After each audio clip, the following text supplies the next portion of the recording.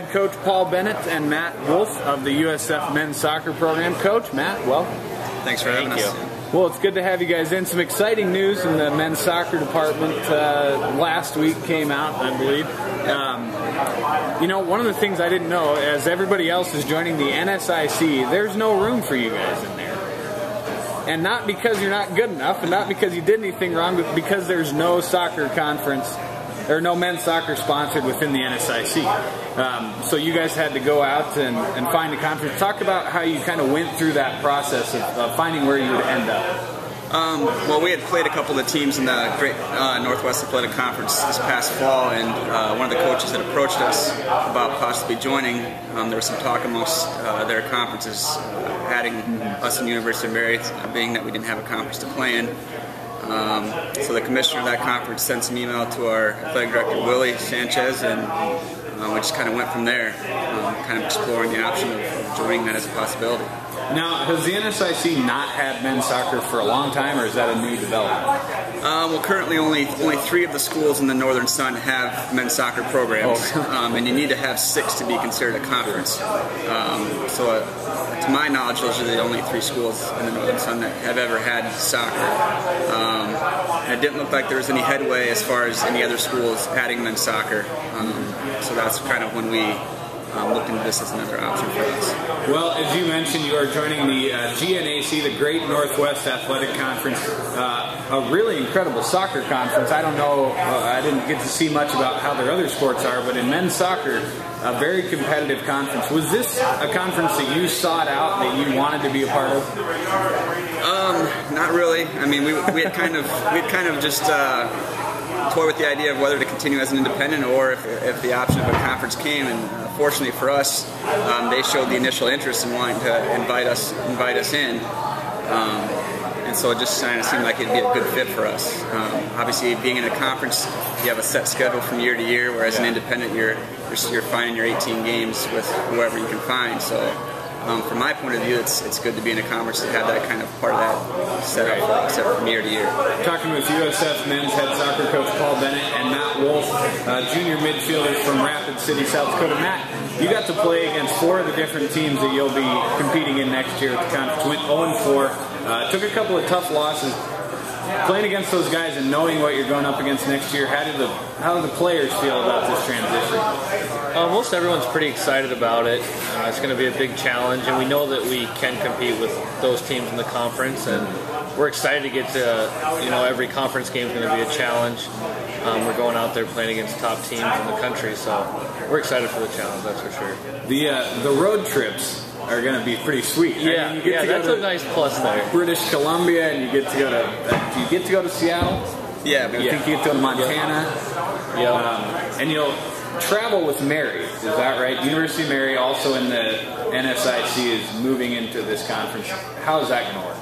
Well, they're technically our travel partners, so the conference schedule will be a Thursday and a Saturday game, so we'll play one of the 2 schools on a Thursday, and they'll play the other one, and then on Saturday we'll flip-flop. So we won't necessarily be traveling with them, but we'll be playing the same 2 teams in the weekend as they will be.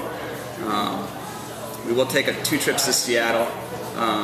There's a Seattle Pacific's right in Seattle, and then St. Martin's University and Western Washington are within an hour and a half of Seattle, and then Simon Fraser up just outside of Vancouver is about 2 hours away. So when we go out there to play those teams, we'll fly into Seattle and just get some vans or whatever. Well, it's a great part of the country. I got to admit, I'm a little jealous that you guys are going to get to go out there on a regular basis.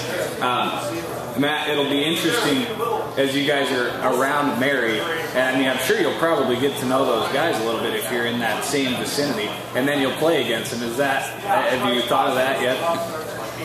Not too much. I mean, we have a nice little rivalry going with University of Mary, and we already know some of the guys. Some of the guys are from Rapid, they go there, so we kind of have a little bit of connection there, but I think it'll still be a good natured rivalry, that's for sure. Leave it on the field, and then off the field we're still just players and friends. So Well, Coach, the GNAC last year had 2 teams finish ranked in the top 11. Simon Fraser, 18-0-1 in their first year there, and we're the #1 seed, or the #1 ranking in NCAA Division II, and then Seattle Pacific, also number 11. I think next year Simon Fraser will be your first home conference match. Yeah, I believe so. If you look at that, That'll be an abrupt welcome into the GNAC. Yeah, and, we played them last fall towards the end of the year, and we lost 3-0, but I thought our kids competed really well. We were unlucky maybe not to get a goal or two ourselves. So I think we can compete with a school like that. It's #1 in the country. I don't think we're that far off as far as being able to put in a good effort against a team like that. So I don't think our kids are going to be afraid or worried or anything about it. I mean, we've already been there. We've already played them at home, so we kind of know what it's going to take. So it's nice to have at least seen what you're going to be facing next year. Is that a fair assessment? Yeah, that's a fair assessment. All right, well, let's take a quick commercial break. We'll be back talking with head coach Paul Bennett and Matt Wolfe right here on the USF Coaches Show on 1230 KWSN. We are talking with USF men's head soccer coach Paul Bennett and Matt Wolfe, a junior midfielder from Rapid City, South Dakota. The USF men's soccer program got accepted into the Great Northwestern Athletic Conference as a soccer affiliate. The NSIC doesn't offer it, so we're talking to him about that and about the upcoming season. Coach, one of the things that we talked about during the season when you came on a few times, and Matt, you as well, was the level of physicality that was different from the NAI into this transition into D2. And as we said, you're going into a real good soccer conference. I think they've accounted, this conference, either former or past members have accounted for 7 national championships in NCAA Division II. So as you're going through and you're trying to get your team ready to compete just in the NCAA Division II level, and then you're going into a great conference, do you feel like your team is prepared for that? Are you in a good place to start that transition? Yeah, I think we're in a good place to start that transition. I think a lot of our guys got a kind of an eye-opening to what the level of play is in the NCAA last year, as far as the physicality, the athleticism, a lot of the teams. So they really know what they need to do to improve in those certain areas. In the spring, they're really going to get after the physical side of it. Getting workout in the gym, and then also from a soccer standpoint, just really getting a lot of touches on the ball. And we're really going to hit it pretty hard this spring to give them a nice base going into the summer. And Matt, what does your off-season schedule look like? You guys get done around November, and then how does it progress from that time until you do some exhibition games in the spring? Yeah, once we're done in November, Coach kind of gives us a little break to just kind of get caught up and just get rested up. And usually after Christmas, we get back for our J term in January, and we start getting after it. For the people that are here, we do lifting 3 times a week, and then we're playing in the gym 3 times a week as well. And then once the second semester starts, which just started last week, we get after it really good then.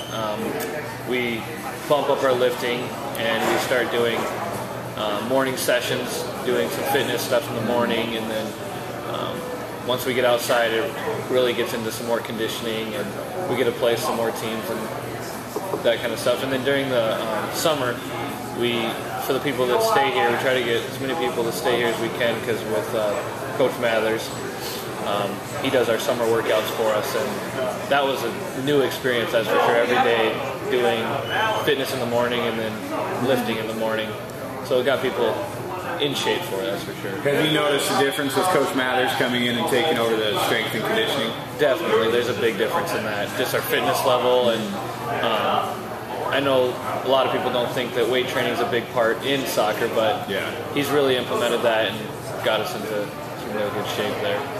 Coach, as you go into next season, last year you were 6-9-1. In your first year as a Division II affiliate. You're losing 5 seniors. Your biggest loss probably being Adam Weemhoff, your goalie.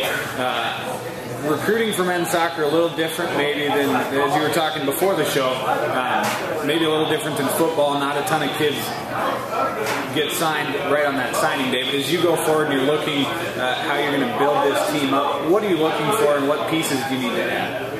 Well, yeah, definitely in the goalkeeping position. I mean, we did have another keeper that split time with Adam for most of last year. He'll be a senior this year, Kyle Simons. but looking for another freshman to bring in and kind of step in as a backup. We do have another kid that's going to join us this spring, Jacob Brenner from Colorado, that will kind of see where he's at as a goalkeeper as well. But when you're looking to build, basically you want to have a nice spine to your team. You want to have a solid goalkeeper. Center back's another area where we lost a senior in Zach Juergens, so that's a position I'm looking to get some help in, and then center midfielder, and then a target forward. We lack kind of a goal scorer from last year, so I'm really looking out to find someone and help pitch in on some goals as well. Now, one of the most interesting things that hit me right away when I saw our addition to the GNAC for men's soccer is you'd have to think this will open up some interesting recruiting pipelines. As you're getting some exposure in the Northwest, a place that's real rich in soccer, a lot of kids out there playing soccer. It's something that's been a part of their culture over the years. Do you think that will have an effect on how your recruiting goes? Yeah, I think just joining a conference as a whole is kind of helping in recruiting. As far as some recruits were kind of unsure as far as what our schedule was going to be, what's the status of men's soccer. Right. I think now being in a conference, knowing we're going to play in a conference, kind of add some stability to our men's soccer program, and I think also the excitement of those kids being able to attend, to compete in some games out in the Northwest. Right. But then also, like you said, on the flip side, going out and playing in Seattle area, there might be some kids from that area that come to watch the games that see, hey, University of Sioux Falls can play. They might look into us as a possibility to come this way and come to USF. And knowing that they can go home a few times a year, and their family and friends can see them play has to be a big deal. Yeah, that's as well. Yeah, they get to get back home a few times a year as well. So that would help as well. Sorry, Coach. Now, luckily for you guys, you will get 7 home conference matches this year, which is nice. I thought maybe your first year in the conference, they'd send you on the road more often than not. But will those teams, as they come in, will they travel together, or will they just take turns coming out here? So the way they would work with, every school will have a travel partner. So again, the games will be Thursdays and Saturdays. So 2 teams will come out. One of them will play University of Mary on a Thursday, and they'll play us on a Thursday, and then they'll just flip-flop. So the team that played us on Thursday will go up and play Mary on a Saturday. So they don't necessarily be traveling together, and obviously there's a little bit of distance between us and Mary. A little bit different than when we go out there. So yeah, that's kind of how it works. You kind of just have 4 teams playing on a weekend. You just flip-flop games, Thursday night, Saturday night games. Matt, you guys had, as I said, you went 6-9-1, and as we talked throughout the year, you guys seemed to get better and really develop some good chemistry and understand what it was going to take to make this transition. As you look forward, as the team looks forward, and you're going to be a senior, you're going to be one of the leaders on this team, how do you feel about where you guys are at right now? Right now, I think we're definitely growing. You can look back from where we came from, even 2 years ago when we were playing in the conference tournament of the GPAC, to now. When I still just remember our first game against Rockers. That was our first Division II opponent. You could just feel the tension. Right. Everyone was nervous. We were just going out there to see what we could do.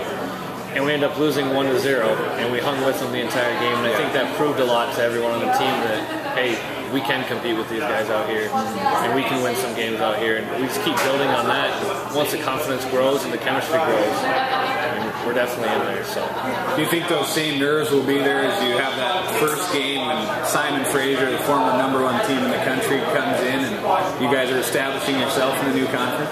Yeah, it'll definitely. I mean, it's the first conference game, and it is the conference now. I think, which is huge because we know that every game means something in the conference too. And it's just going to be fun to get to play the #1 team again. It's our home field, so we're just out there to protect it. Well, Coach, you now have a year under your belt as the head coach of an NCAA Division II soccer program. How are you feeling? Not too bad. I mean, I think the season went kind of how I expected it. We finished off really strong last year. 3 out of the last 4 games we won. So, I mean, that was a huge positive just to see this from where we started at the beginning of the year to the end of the year. We progressed really well, and gave me a lot of hope and confidence moving into the second year. From the scheduling and all the other stuff that you deal with the head coach, I had some learning to do, and I think I've kind of got a better grasp of it heading into next year. overall, I think it went pretty well. They don't tell you about the administrative duties that you have, all the red tape you have to deal with. Yeah, exactly. Probably when you're applying for that job. Sometimes it seems like you only do 20% coaching and 80% deal with all the other stuff, but it's a great job, a lot of flexibility, and it's one of the best jobs I could think to ever have. So I'm very honored and blessed to have the opportunity to do it. Well, and here's a question for both of you.